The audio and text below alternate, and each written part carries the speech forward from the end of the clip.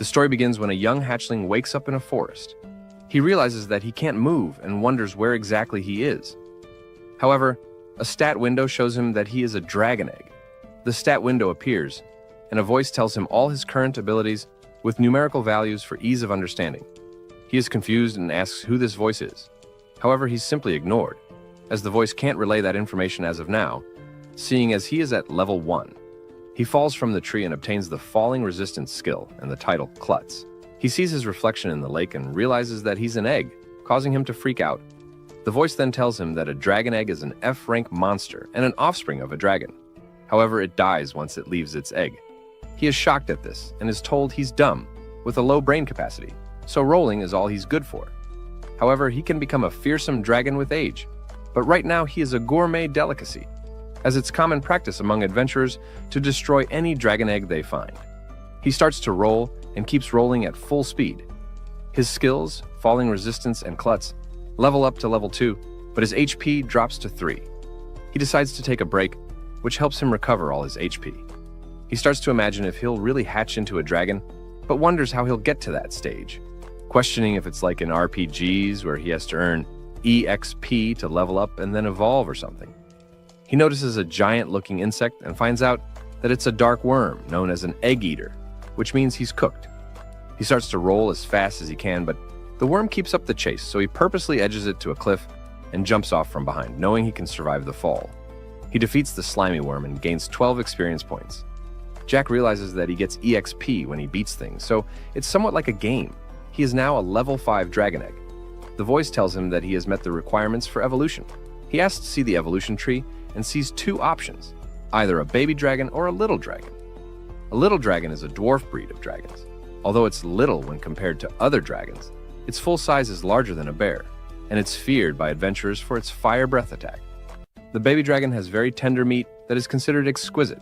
It's not suited for battle due to its short claws and fangs. However, it has great potential and can evolve into many different species of dragons. Jack finds the baby dragon description depressing, as the first part of the explanation was a culinary review. He sticks with the safer choice, and some type of being reaches for him and tells him to get stronger repeatedly, as it has high expectations of being reaffirmed of his goal to make it to the top. He understands that the baby dragon has great potential and can evolve into many different species. This means that the little dragon doesn't evolve very far, so he decides to pick the baby dragon, as he doesn't want any regrets. He evolves from a dragon egg into a baby dragon, but due to the effect of the title Son of the Dragon King, level 1, all his current resistance skills that are level 5 or lower are boosted. He also obtains the skills Dragon Scale, Baby Breath, Whistle, and Nibble. Our boy is now a baby dragon. He sees his stats have gone up a lot, but his HP and MP don't go back to full even after he evolves, so he needs to rest and recover. He thanks the worm for helping him quit the egg life. He starts feeling hungry every time he looks at the worm and begins to think that he's being tempted to eat a dead worm.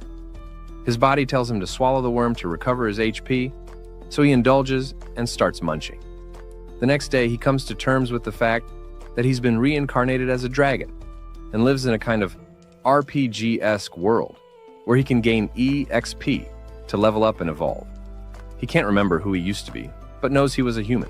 As he stares into the lake, a bunch of dark worms approach him, so he starts slicing each of them, allowing him to gain EXP and level up. He tries his baby breath on the worms and further levels up to level 7. He continues his assault and uses the newly acquired Dragon Punch skill, reaching level 15. After demolishing them, he realizes that he has to eat these stinky, gross worms. However, he opts to try eating something else, but they almost kill him, allowing him to gain poison resistance. He walks around the forest looking for prey to eat and stumbles upon a level 6 gray wolf. He attacks the wolf, sizzles it up, and munches on its barbecued meat. He attacks more wolves and gets to level 20. He says he can level up again at level 25. However, the pace at which he levels up is starting to slow down, but at least he's pretty good at grilling meat now. He hears someone talking but doesn't know what they're saying. However, he's sure they're human voices. He sees the humans in robes and armor and confirms that it's a fantasy world. He's a dragon, but he's cute, so it should be fine. Moreover, none of the humans are stronger than him. He goes for it and tries to be cute like a fool, but gets sliced up by the leader. The mage then hits him with electric magic, forcing his body to go numb. He obtains the skill Magic Resistance, but falls to the ground, realizing that these humans are really going to try and take his life. He feels stupid for trusting them and collapses. Before he's finished off, the girl steps between them and speaks in a different language, so he isn't sure if she's defending him. He starts to feel warm and feels the girl's magic healing him, even though he's a dragon. He finds out her name is Miria Miliania. She has practically no MP left, but still heals him anyway. He obtains the skill Greek language and will be able to understand her better once he levels up the skill. They all hear screaming, and he can tell it's the guys from earlier. He can feel a dangerous monster nearby. The girl tries to go, but he pulls her back, knowing she doesn't stand a chance against whatever attacked those guys. Besides, she has no MP left. She goes regardless, and he can't chase her since he's still partially paralyzed. He forces himself to move and sees a rank C little rock dragon with HP far greater than his. The rock dragon sights him and immediately attacks. He realizes that even if they all teamed up, they'd still be cooked. He notices that Miria is still alive, but so does the rock dragon. The same mysterious being tells him to run or he'll die. However, he's aware that he has no skill or stats to beat the monster. He rushes in and dodges the dragon's attack. He sees that the old man is dead, but the other guy is still alive, so he tries to get the dragon's attention and leave, planning to come back later for the others. He's quickly overwhelmed, but as the dragon nears closer, he's able to land an attack. However, it does literally no damage.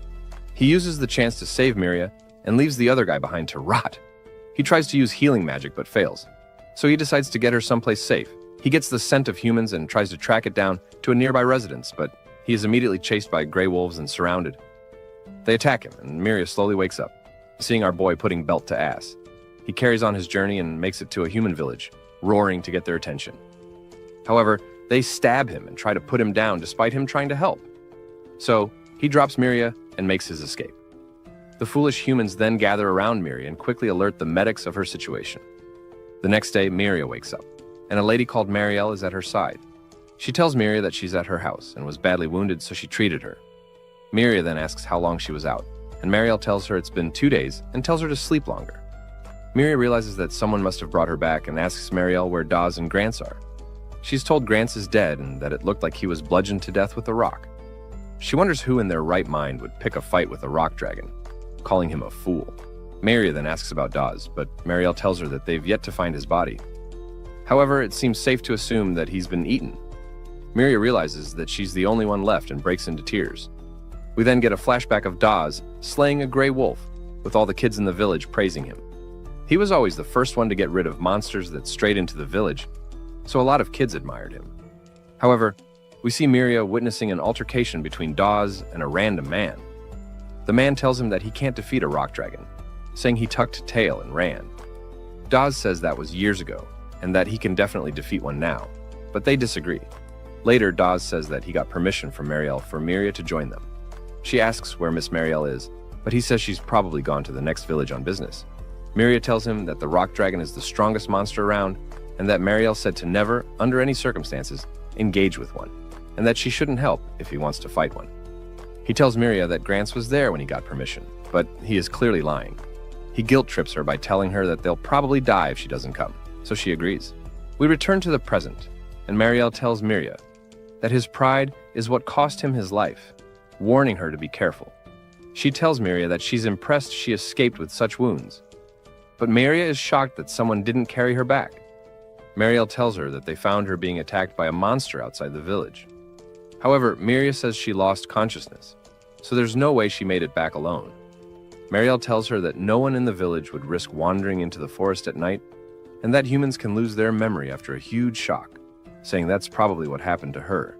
However, Miria remembers a bit of what happened and asks Marielle what the monster looked like. Marielle has no idea, but Miria thinks it may have been our boy. We return to the forest, and our boy is all healed up. He finds it crazy how being a dragon helped him heal so fast. He hopes Miria is doing fine and reflects on how powerless he was despite evolving and feeling stronger.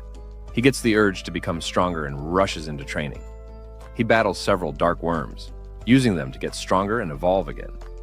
He gains a lot of EXP and finally reaches level 25, meeting the requirements to evolve again. He views the evolution tree and is given 5 options this time.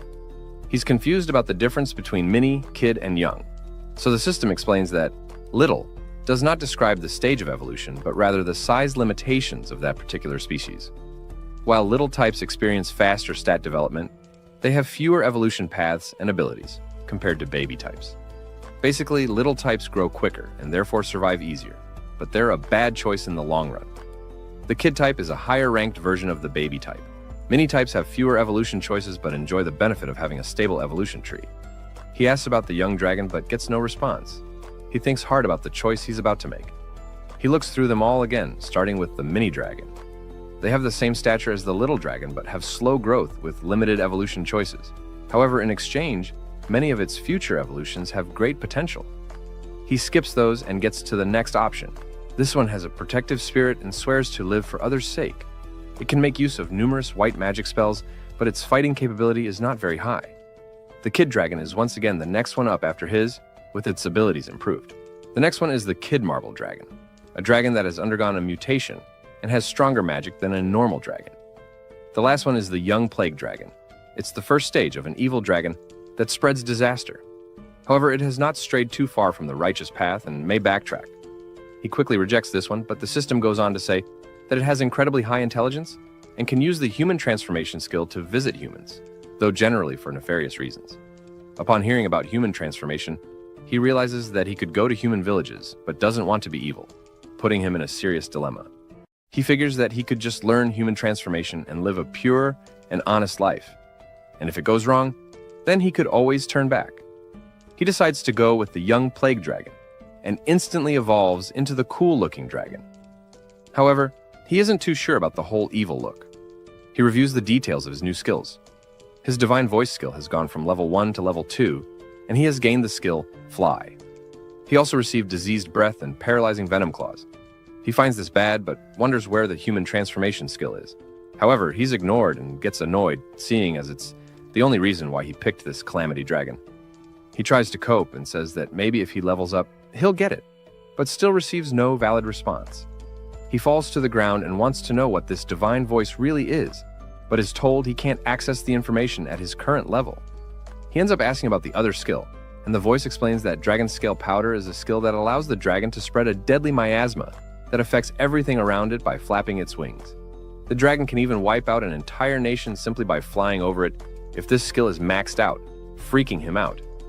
Diseased Breath is an attack that spews a disease-laden miasma, causing debuffs. It's extremely contagious and was once responsible for wiping out an entire civilization, freaking him out even more. He asks about his titles, and the first one is Itty Bitty Hero, a title for those who embody modest courage and whose kindness may someday lead them to heroic status. It also has a major influence on evolution paths. He sees that if he levels this title up, then he'll be able to avoid the evil dragon route. The next is Wrongdoer, a title for diabolical villains who leave behind mountains of corpses, laughing evilly as they count their kills. Their damage is slightly increased for dark-type attacks, making learning white magic spells harder. He tells the voice to return that crap to sender and freaks out at the choice he's made, begging to turn back into a baby dragon. We go back to the village, and Miria asks Marielle if they'll be checking all the warding stones in the village. She responds by telling her that these stones create a barrier around the village to prevent monsters from getting in, as it subconsciously encourages them not to wander past that point. However, it's ineffective against monsters that are strong-willed or have some sort of goal in mind. Miria suggests that our boy is one of them, but Marielle doesn't know, as she didn't get a good look at him. However, if he entered the village due to the charm being broken, then he's a problem and could very well return. They finish it all up, and Miria asks to know more about monsters. However, Marielle thinks that she's been obsessed with monsters since that incident, but Miria can't shake the feeling that she was saved by a small dragon. Marielle asks her if she's developed feelings for a monster, and she denies it, saying she doesn't think so. Marielle continues, telling her that monsters can evolve into different forms and get stronger with every evolution. They do this by hunting other creatures to level up, and humans can level up too by accumulating experience.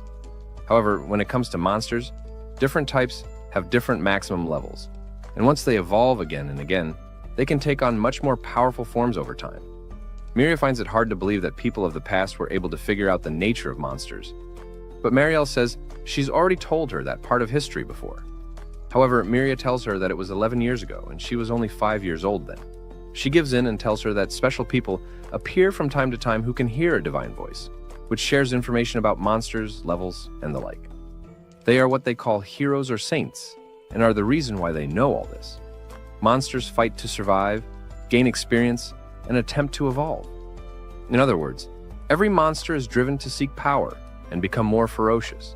She tells her that next time she meets the dragon that saved her, he'll probably have evolved into something else much more menacing, turning its claws in her direction. However, Miria shouts and interrupts her, but apologizes straight after. Marielle tells her not to have any odd expectations of monsters, as they're the embodiment of fighting instincts and are incompatible with humans. We get back to the forest, and our boy is determined to level up super fast, become a human hero, and see Miria again. He gets moving but feels like he's moving extra slow. He realizes he's stuck on thread, and a huge spider drops down, screaming. He sees that the spider is super strong but is able to neutralize its attack. He follows up by using paralyzing venom claws repeatedly on the beast. However, it still retains most of its HP and is extremely pissed off. Seeing this, our boy chickens out and starts rolling away, but the spider is free from paralysis and starts chasing him. He tries to use his fly skill, but his level is too low to do so. 10 minutes pass, and they're still at it. He levels up his rolling skill to level 3 and boosts away. They approach a cliff, and he goes for the jump at full speed, managing to glide a bit. He makes it, but feels exhausted, checking his back and seeing that the spider is nowhere to be seen. He looks down and sees connected webs. This is when the spider jumps him. The punk gets scared again and starts rolling. As he runs like a punk, he encounters many beasts and defeats them in the process, leveling up and reaching level 8 as a young plague dragon. With this, he feels that he could defeat the spider now. They square up and the spider uses double poison on him, but he is resistant. However, the spider doesn't know this and waits for him to succumb to the poison. He fake dies and waits for the spider to get close enough, then initiates baby breath and slams it down with his tail, leveling up to level 14. After defeating the beast, his baby breath levels up, and he gains the skill Dragon Tail. He eagerly waits for the human transformation skill, but is disappointed, and even starts to think that the system lied to him, though that surely can't be the case. He finds a nice-looking cave and checks if it's occupied. Finding that it's not, he uses it as a base to cook his lovely meat, as well as using fruit as some sort of pepper. He tries them both together and is amazed at the lovely taste. He gains the skill Mr. Chef. He stuffs himself and realizes that putting extra effort into this world really makes a difference. He wonders if he could get popular with the villagers with his home cooking, but that won't happen since he'll just scare them off no matter what feast he prepares. At least when he was a baby dragon, he was cute, but now he's got fangs and claws, and even Miria wouldn't recognize him. However, this is what he gets for thirsting over the human transformation skill. Back at the village, an old man tells Miria that he saw Dawes yesterday right outside the village. She wants to know more, so he tells her that he was fishing and saw Dawes within the trees, walking deep into the forest. He kept saying something along the way. The punk from before thinks that the old man is lying, but he assures him that he's not, as he was sober for most of yesterday. The man tells her that what happened to Dawes and Grants is not her fault, so she shouldn't get worked up over it. She says she's not and keeps it pushing. However, Marielle strictly tells her not to go near the forest and asks her why in the world Dawes wouldn't return to the village. She says she isn't sure but thinks a search party should go looking for him. However, Marielle thinks she should give it a rest and cannot risk the lives of anyone in the village. Miria reluctantly agrees. But Marielle tells her not to worry, as she'll ask the guild to investigate and adventurers will come help in due time. Miria agrees and apologizes for being unreasonable. Back in the forest, our boy sees a slimy-looking thing and approaches it, as it doesn't look very strong. However, he gets some kind of blitz headache and doesn't understand what exactly is happening. He tries to use view status on it, but can't make out what exactly it is. He knows that its stats weren't anything special, yet it caused him pain, so he leaves it be and searches in a different location. As he walks, he comes into contact with a pot-like creature and figures he could use it to hold fruits and stuff. He tries to grab it, but it attacks him. It's known as a porteur-toise, a D-ranked monster. He attacks it with all he's got, but the pot just ends up using its rest skill to recover its health. So he takes it to a cliff and threatens to dump it in the lake, knowing it can't swim. This gains him 36 experience points, leveling him up to level 15. However, the pot's allies gang up on him and combine to form an underwhelming tower of pots. He jumps up and attacks them all from high ground, gaining the skill Meteorite. He gains 594 experience points and reaches level 30, with his fly skill reaching level 2. He grabs a pot and heads back, but still wonders why he hasn't gotten the human transformation skill even at this level. During his walk back, he sees a bear-like creature. He isn't close enough to view its stats, but can see details on its species. It's a clay bear, a D+ rank monster, the same as him. He figures that once he beats the bear, he could use the clay and mold it freely to make pots and jars. He sneaks up on the bear, but it instinctively reacts and spreads its limbs wide. He dodges the bear's attacks, but they do no damage to him, as it can heal itself immediately. He uses hit-and-run tactics to drain its MP, but the bear initiates a sandstorm that does nothing but give him spikes on his back. Despite this, he notices that most of its MP was drained in the process, and that the clay softens once it's away from the body. He attacks with this in mind and uses meteorite to pulverize the clay bear, gaining 150 experience points, plus another 150 due to the effect of his walking egg title. This allows him to reach level 33 and gain the skill Nutcracker. He's back at his base and uses the clay and heat to make a heater. He goes in search of more ingredients and comes across a lightning shroom. It leaches all the nutrients from the tree it grows on, preventing it from bearing fruit. The nutrients are rich and delicious, but it has a slightly paralyzing poison. He doesn't have resistance to that, so he tosses it away.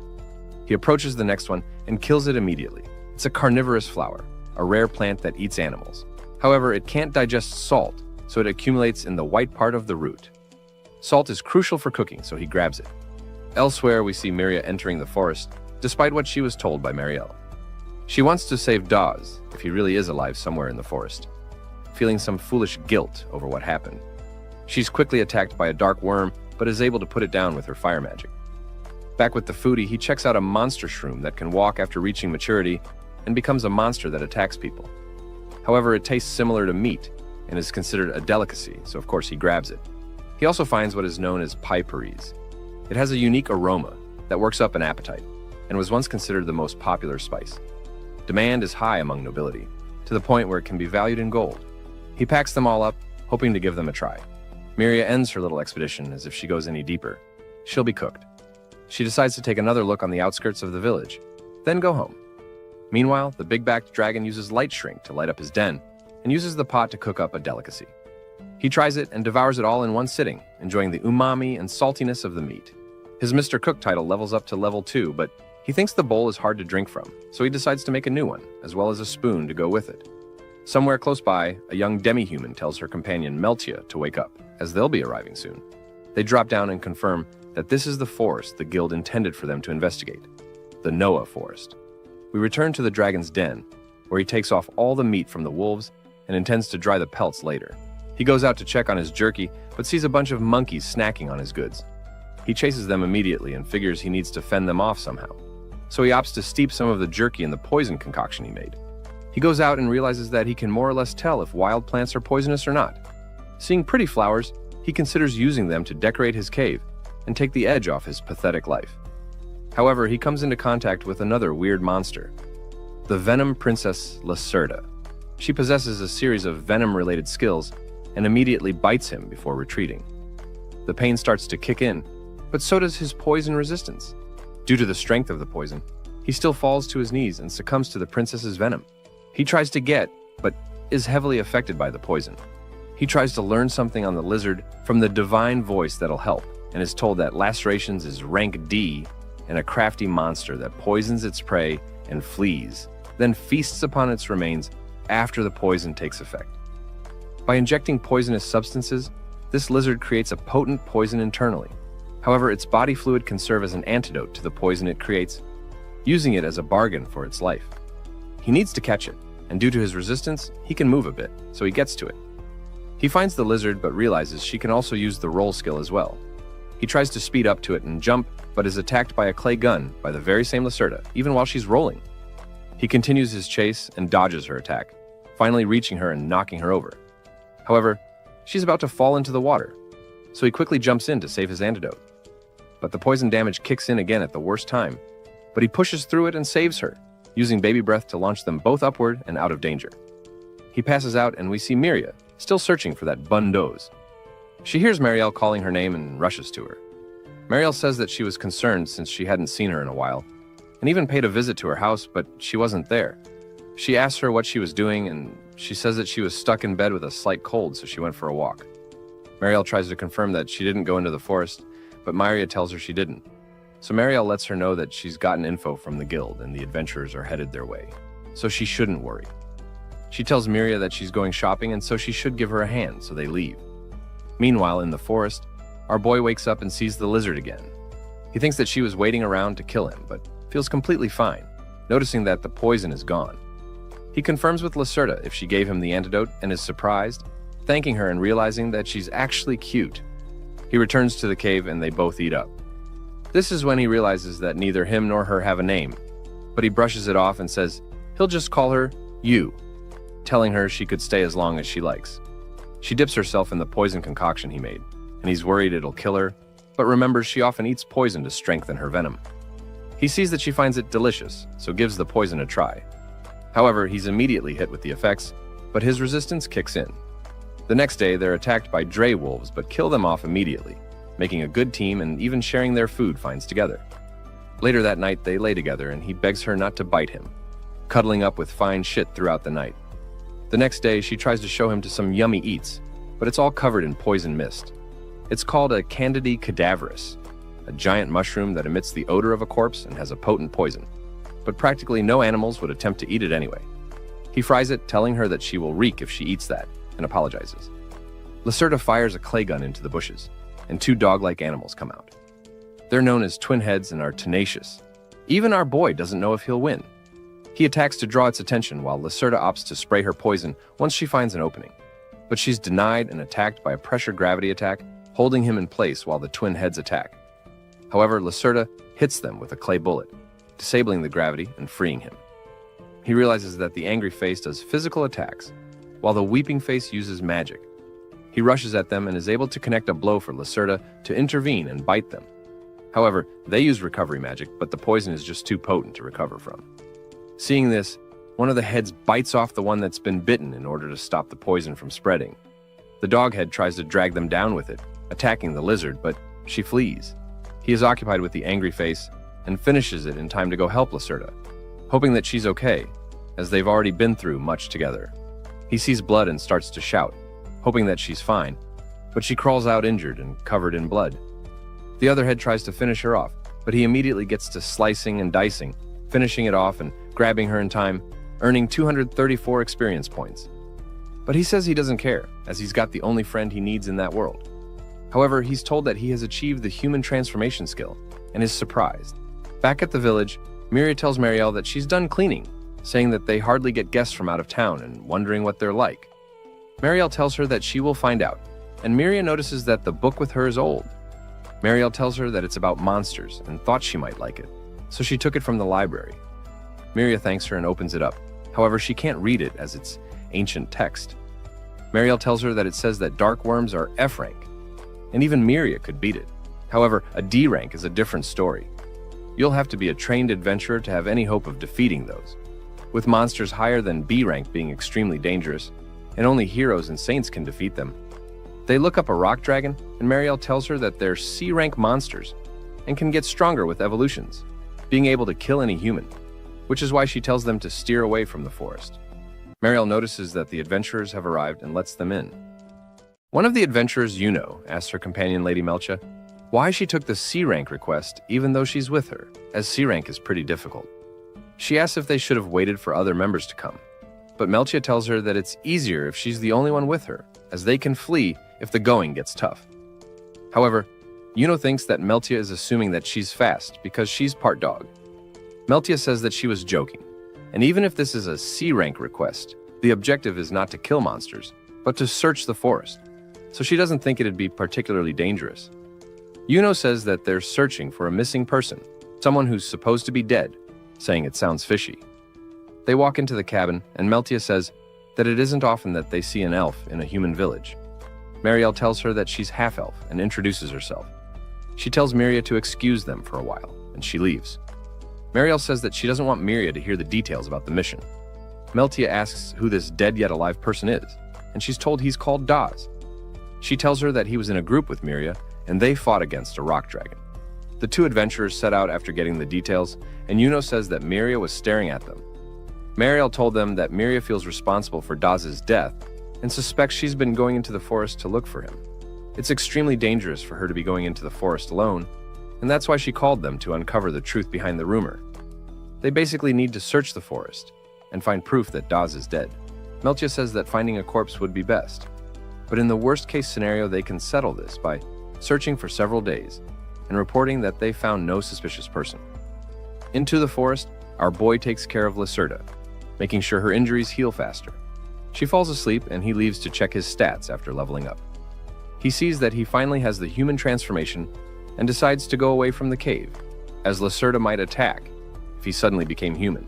He's alone and can't believe he got the human transformation the moment he thought he'd be okay without it. He doesn't even know what he'll do if he turns human, as he doesn't want to part ways with the black lizard. However, living in a proper village would be nice. He says that if he switches every 3 days, he'll be able to live in both the cave and the village. The possibility of gaining the human's trust gets him all excited, and he can't wait to be handsome. He then starts to wonder what he'll do if he becomes a hot babe. He goes for it and transforms himself anyway. He sees himself in the lake and notices that he's even more grotesque than a young plague dragon. He is seriously annoyed and wonders how other young plague dragons use this crap skill to do anything evil.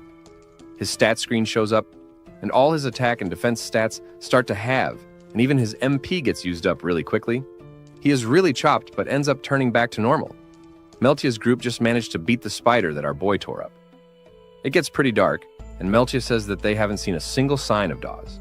Yuno doesn't think that he's this far inside the forest, and Meltia says that the monsters have gotten stronger, so they should head back now. However, they see our boy's cave, and Yuno wonders if it's some kind of shrine made by dragon worshippers. Meltia doesn't think that the village had any religions like that. She can tell that the figures have been imbued with a powerful magic. Noticing meat hung up, they walk into the cave and notice that it's lit with light shrooms, as well as noticing the red fruit spices. Meltia thinks that they're piperies, but she's never seen them before. Yuno screams and says that she will take some with her, but Meltia tells her that the cave may belong to thieves, and they could get caught in shady business. Lacerda finally wakes up and runs away. Yuno asks Meltia what that is, and she tells her that it's the monster nicknamed the Venom Princess, and that one bite can kill. Lacerda comes to warn our boy, and he tells her that he already saw them walking into the cave earlier. He thinks they've been impressed with his pad, but if he shows up now, they'll just assume that he was a monster wandering into a cave. He uses the human transformation skill in hopes that they think he's a puppy human or something. He greets them, and they are immediately shocked at his appearance. Yuno is scared, but Meltia tells her to be strong, so they attack him and find out that he's a plague dragon. Meltia says that her MP is already out, so they run. He tries to call them back, but just looks pathetic. They get a bit of distance between them and are glad that our boy didn't chase them down. Meltia is surprised that there are plague dragons living in the forest, and Yuno asks if they should go back to the village. However, they hardly have anything to report now. Besides, they're going to need more manpower to investigate further. Yuno asks to call their usual crew, and they leave the forest to get in touch with them. The next day, our boy is fully recovered and tries not to let yesterday's incident get to him.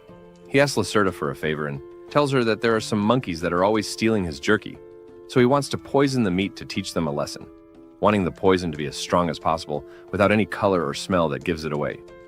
She says she can make it, and he sees that she made exactly what he asked, praising her. They wait a while for the monkeys, and they finally show up. They see that the poison is working and jump out to give them a beating. The monkeys surround him, but Lacerda strikes from above, and he finishes off the rest. However, the monkeys' whistling summons the alpha.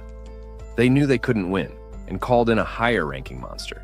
He checks its stats, but they're all on par with his. However, it has a skill that strengthens its followers. He tries to attack quickly, but they are able to deflect his attack.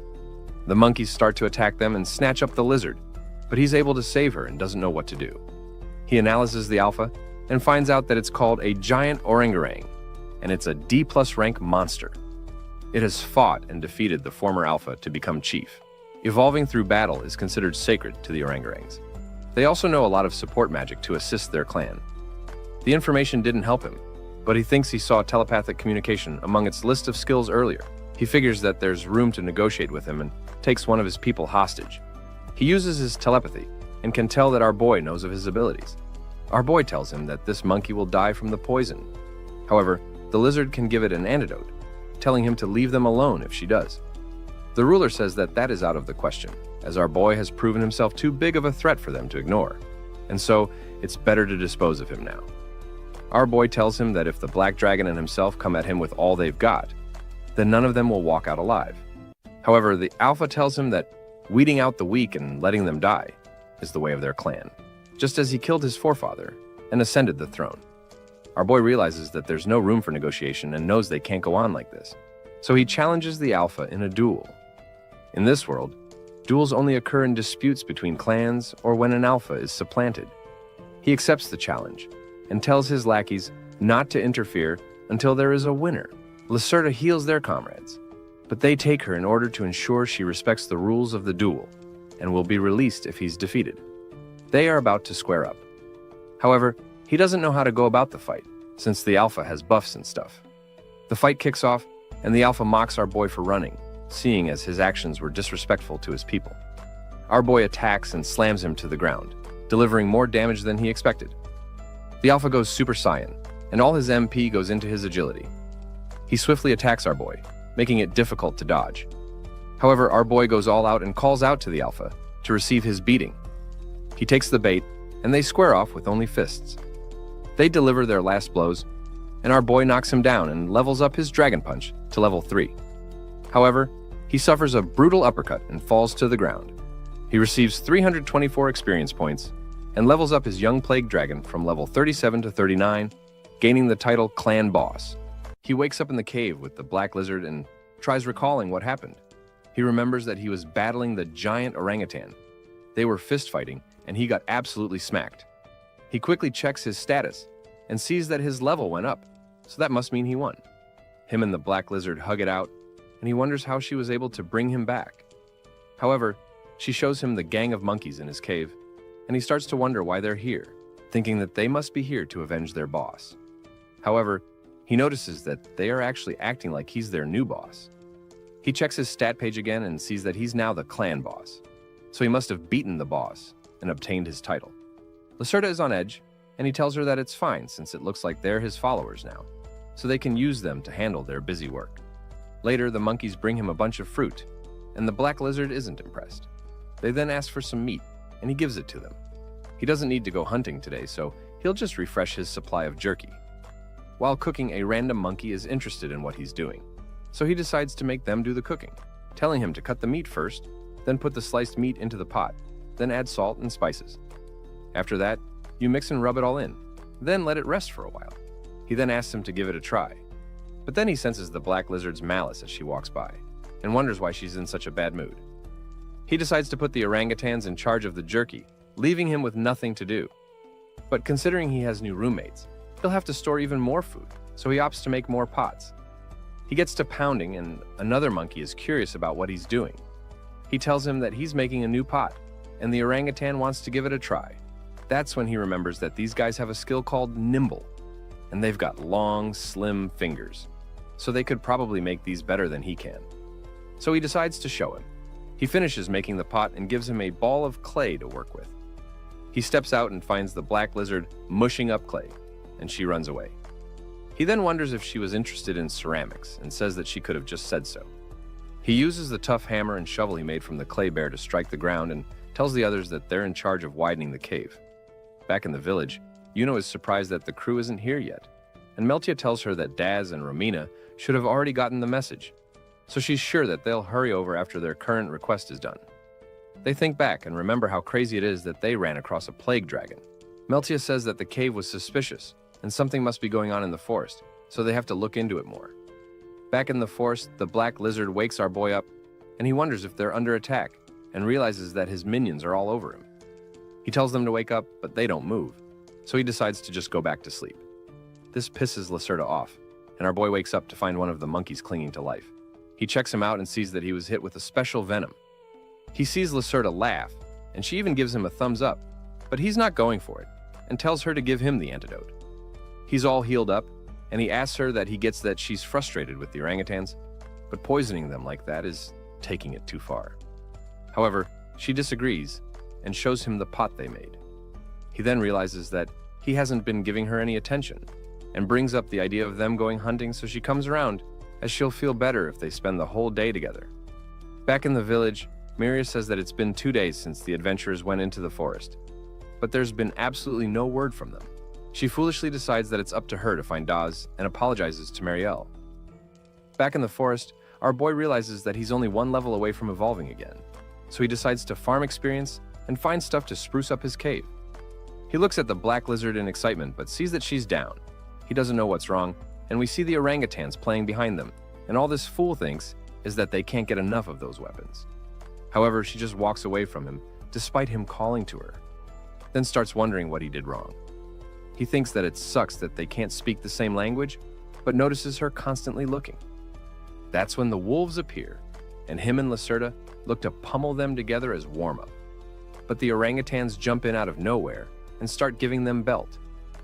This annoys Lacerda, and she walks away. Miri is still searching and thinks that she might have gone a little too far and needs to turn back. However, she sees what looks to be Daz and chases after him, but comes in contact with a mysterious monster. Our boy apologizes to Lacerda for giving the orangutans so much attention. He tells her that he's their boss and it's nothing personal. She looks back at him with those eyes, and he suddenly says that they'll be hunting by themselves next time, and the orangutans will stay in the cave. She's happy with this and jumps at him with joy. He tells her that she's the most important thing in his life right now, and no matter what happens in the future, that will never change. He suddenly hears screams and instantly recognizes Miria's voice. He wants to head to her, but doesn't know if she's with other humans, remembering all he had to endure at the hands of the other humans. He tells Lacerda to wait here and rushes to help Miria, but Lacerda ends up joining him anyway. He speeds up and so does she, telling her not to go that fast at her current level, causing her to hit a rock. He sees that she lost a lot of HP and hears the screams again. He tries to leave and Lacerda holds him back. He apologizes and tells her that he meant it when he says that she was important to him, causing her to cry. We see Miria surrounded by monsters, and our boy makes it just in time to save her. He is told that these are Maha wolves, and they're rank D. They can use their third eye to share visual information with nearby members of the pack. He expects more of them to come, and notices that their status is weird. He remembers seeing something like this before, and our boy slaps them up. Miria sees our boy and shakes, but he realizes that he's releasing poison powder when he spreads his wings. He tries to approach her, but she tells him to get away from her in fear, shocking him as she's treating him like a demon king. He looks up in fear and he tries to get her to recognize him. However, his divine voice tells him that he has maxed out his level by reaching level 40, and has now met the requirements for evolution. Seeing him fret about reminds Mary of the young him that she met, and she tries to communicate with him, and he realizes that she's imitating what he did back then, and they both start doing it repeatedly like fools. That's when the other Maha wolves appear. He gets down and him and Miria run off in an attempt to protect her. Gregory tells Marielle that they've searched the whole village and still can't find Miria. Marielle calls her an idiot for going into the forest, but says she'll go in to look for her, so Gregory should just check the village again, in case she shows up. We see the reinforcements, and one of them says that the forest doesn't look dangerous at all. However, another member is surprised that they saw a plague dragon. Meltia tells them that they concluded it was too risky for the two of them to investigate alone, so they called them. She says that they have to go to the village first to discuss it with the client. Back in the forest, we see our boy and Miria getting chased by the wolves. He turns around and tries the wolves, killing them in a single strike. The divine voice tells him that now that he's maxed his level, he can't level up. They keep going, and he wonders if it's okay to bring Miria to the village like this, thinking the same thing will just happen again. He doesn't even get why she's here in the forest, as she should know how dangerous it is. He decides to take her somewhere near the village, and she thanks him. He understands a bit of what she says and is happy. He views the evolution tree and is given 4 paths. However, there's no plague dragon evolution, even though he's a plague dragon. First is the dark dragon human, a low-ranking Drago human. It is categorized as a demi-human with its body covered in dark scales. He doesn't know what a demi-human is and thinks it may be too good to be true, considering what happened last time. The rolling dragon, a dragon that specializes in speed over strength. It's the speedster of the dragon world. The little arc dragon, a light-type dragon that has high intelligence and makes use of white magic. He's excited as it's hard to believe the plague dragon can evolve into something so righteous. The Jormungand. It has the body of a huge snake, and its entire body is covered with scales that contain a deadly poison. He definitely doesn't want this, as it'll make him enemy number 1 to humans. They stop and take a break, and our boy rules out Jormungand. He's indecisive about what to pick. He tells Miria that he's about to evolve into another monster, but he remembers that she can't even understand him. She tries to communicate, and he understands that she introduced herself. They start fooling around, helping his Greek language skill go from level 2 to 3. She tells him that she's looking for someone. She's come to the forest several times by herself without Miss Marielle knowing. He tries to ask if she means the people that came to his cave, but it's no use, as his skill more or less helps him understand what she's saying, but he still can't say a word. She understands his gesture and tells him that those two were adventurers from the city, but she's looking for someone called Daz. He remembers that he was killed by the little rock dragon. She's excited that she knows him and realizes that he's really the dragon she met before. Marielle asks for his name, and he tells her he doesn't have one, so she decides to give him the name Elucia. It's the name of the flower she likes. Our boy embraces the name, and the divine system recognizes Elucia as his name. He hears heavy footsteps and knows that only one thing can make those types of footsteps. They get moving, and he decides to take a detour and head to the village, dropping off Miria and looking for Daz on his own. The wolves come back, and he notices that it's being controlled by something. As he keeps going, he sees more Maha wolves, and they see Daz looking all undead. Miria asks Daz why he's with the monsters, and Elucia sees that he has no skills listed. Daz attacks Miria, but Elucia helps to knock him down. When he falls to the ground, they see him hug a clump of dirt like it's a treasure. They're surrounded again, and Miria tells Elucia that she hears footsteps. Daz then gets on a wolf and heads in the direction of the village. Miria realizes that the egg Daz was carrying is the egg of a rock dragon, and if he brings it to the village, they'll all be cooked. They pursue Daz, but the other wolves are right behind them. So Miria suggests that Elucia leave her and keep going so he can stop Daz and save the village. He stops and wrecks one of the wolves with ease. However, the others are able to injure Miria despite him pummeling them. A wolf appears in the village, so Gregory wonders why the warding stone didn't keep it away. The wolf attacks him, but he manages to kill it with a spear. However, when he crawls out from beneath it, he sees Elucia. Gregory tells him to stay back, but Miria tells him to trust Elucia. Gregory seems to remember him, and Elucia remembers that Gregory was the person who stabbed him. Miria tells him that Elucia can also understand them. He decides to trust him and apologizes for attacking him in the past. Gregory mentions that Jack ran past him, and they suddenly hear the rock dragon's roar. So Miria tells Gregory about Daz's plan to destroy the village with the egg. Miria thinks they need to hurry, and Gregory decides to join them as he can help calm the others when they see Elucia. Meanwhile, the villagers are shocked to see Daz approaching. They're even more shocked when they see Elucia. However, they relax when they see Miria and Gregory riding him. They ask if they saw Daz, and one of the villagers says they saw him heading for the watchtower. Gregory tells Miria to evacuate the villagers, while he goes with Elucia. He explains that she's injured, and Elucia agrees. They rush off, and Gregory can't believe that Elucia has grown so much. He promises to introduce him to the other villagers when this is all done, making Elucia happy as his dream is about to come true. Daz cuts up someone at the watchtower, and the others wonder what's wrong with him. Elucia and Gregory arrive, and Gregory tells them to evacuate as the rock dragon is on its way.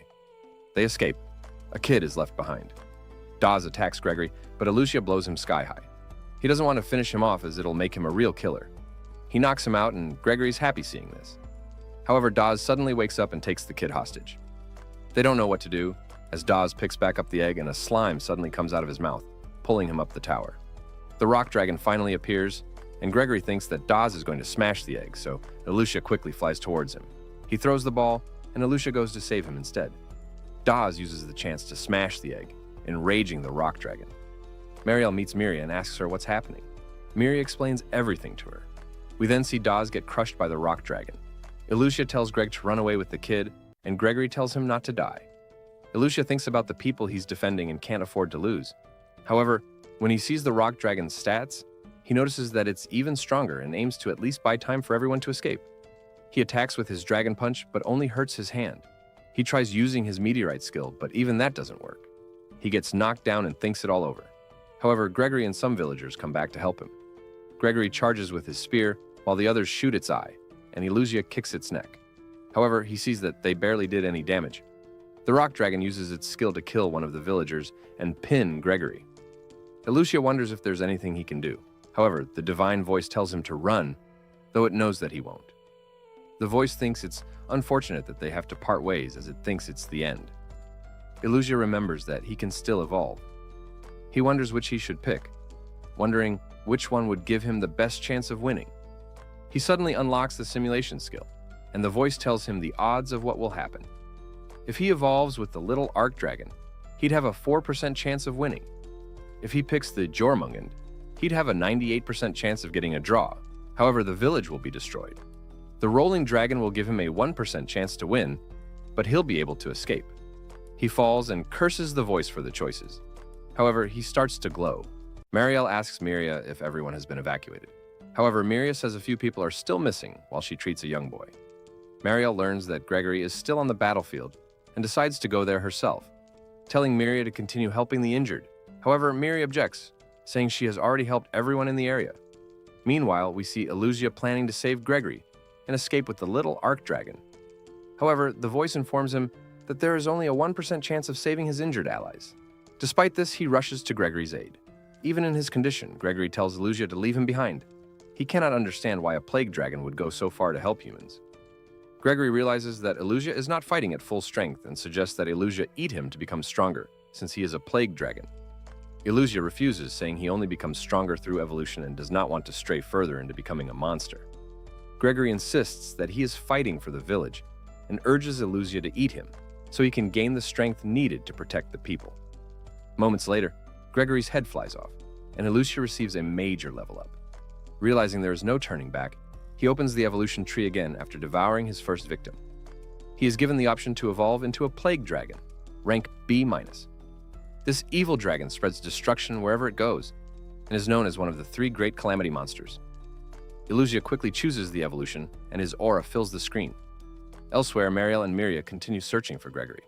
They meet one of the men who went to fight and ask where Gregory is, but he falls to the ground in fear. Oris tells them that the black dragon killed Gregory and moved east while fighting the rock dragon. Miria refuses to believe that Illusia caused this, and Marielle tells her to focus on helping the injured, warning that if the dragons return, the village will be doomed.